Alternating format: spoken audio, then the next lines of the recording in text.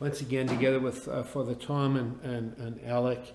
It's good to feel your presence with us today as we celebrate again this 19th Sunday of the year, a little Easter, recalling what the Lord did for us, so many years ago in that empty tomb. I like dogs. For as long as I remember as a kid, I like dogs. But an interesting thing is that I've never had a dog. Never had a dog growing up. And I got to tell you, though, that it's on my bucket list. One of these years down the road when I have a few less responsibilities, it's my intention to get a dog. I have the name picked out. I have the type of dog already set, as long as it doesn't weigh more than 15 pounds. And whenever that day arrives, it'll be a time of joy. But what I can tell you is that when I left to come to the seminary, and as an only child, I was a little bit concerned about my parents becoming empty nesters. And so I took the risk of getting a dog for them. It was a French poodle, and we named the dog Spunky. In the end, it didn't work out. Okay. But for the couple of months that the dog was in my parents' home, they started to try to get used to each other. And whenever Spunky did something wrong, my dad or my mom would say, "Spunky, what did you do?" And clearly, Spunky didn't bother looking at them, had his head down. And I suspect that's a universal reaction to any dog when we use that kind of tone of voice. What did you do? And as a matter of fact, as I come to think about it, isn't it the universal response from little kids when they hear that tone of voice, or when as adults we feel others noticing when we in fact have made mistakes? Whenever we're guilty of anything or we've done something that maybe was inappropriate, we're not real prone to be able to connect eyeball to eyeball. And that brings us to today's gospel. There are lots of different interpretations over this particular gospel passage from Matthew. I've done an awful lot of reading over the course of these last couple of days preparing for the homily today. And one that I'd like to focus in on was exactly what was happening in that boat and the distinct difference in the attitude of the other apostles separate from Peter.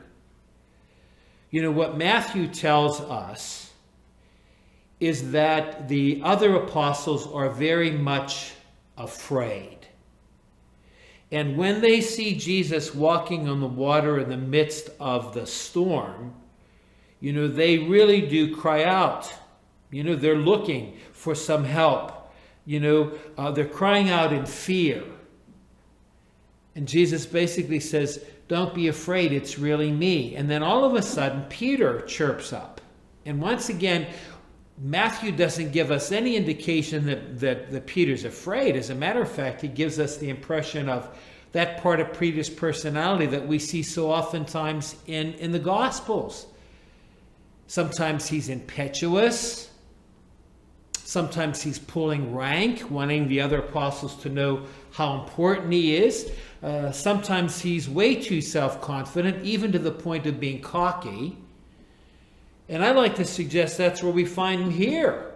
After Jesus tries to calm the fears of the apostles and said, "Don't be afraid, I'm not a ghost, I really am here." And then Jesus in boldness says, "Look, if it's really you, prove it. If it's you, prove it and have me walk on the water." And so Peter gets out of the boat and begins to walk on the water. And then something happens. When he looks into the eyes of Jesus, he sees the reflection of what he just did. He was questioning Jesus, demanding from Jesus that he prove that he was who he was. And like Spunky, and like all of us when we were kids or as adults, he couldn't look at Jesus in the eye anymore, and he began to sink.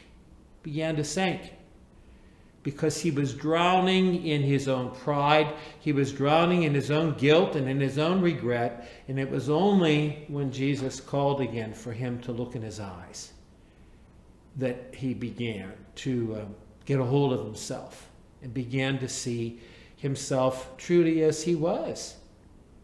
A sinner like the rest of us. Clearly people who have to be dependent upon Jesus himself.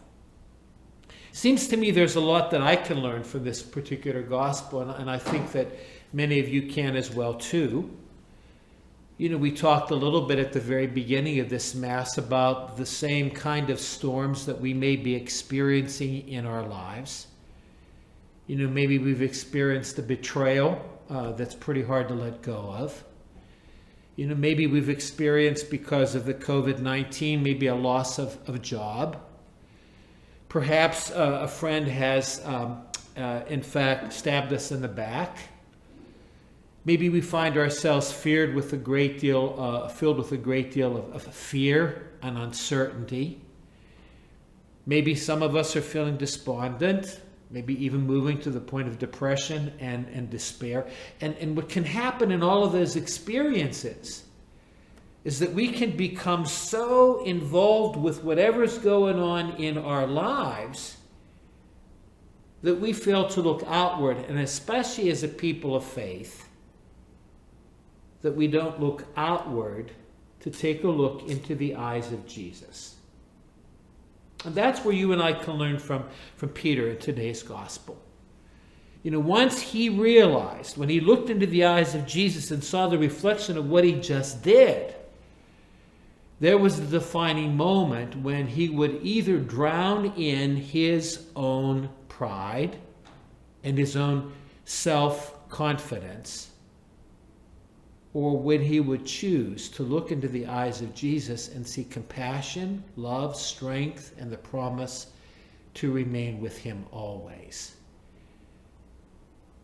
And that same experience between Jesus and Peter very clearly is the same experience that Jesus wants for us.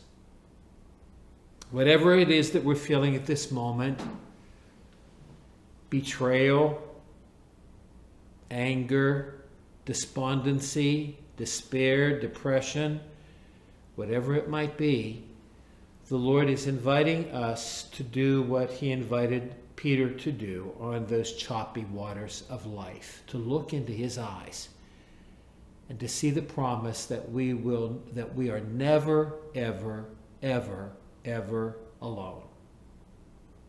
45 years ago, when I was a newly ordained priest and assigned to Sacred Heart Parish, which is in the Shadyside section of Pittsburgh, I came to know a man that I remember to this day and respected then, Jack Claney, who was the man who was our sacristan. He used to help get ready for all the many masses we had at Sacred Heart.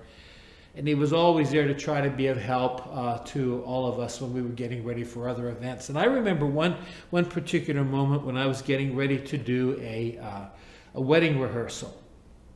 And Jack happened to be there. And the bride knew Jack. And she said, you know, Mr. Claney, I'm so worried, because Sacred Heart has the longest aisle of any church in the Diocese of Pittsburgh. It's 150 feet.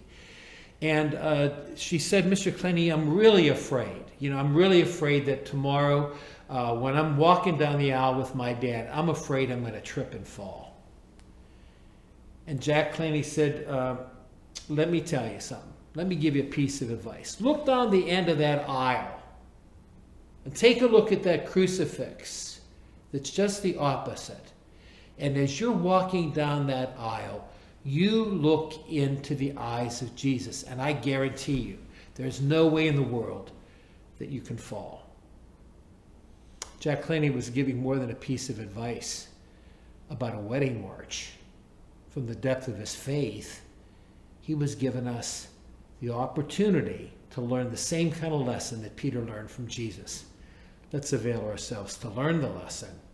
And let's give ourselves the opportunity in the midst of whatever storms that we may feel to really look deeply into the eyes of Jesus, because what we're going to see in return is love, mercy, and a promise to be with us always.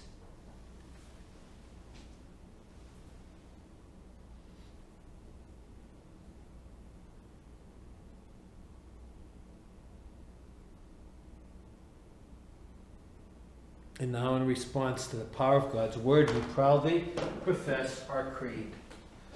I believe in one God, the Father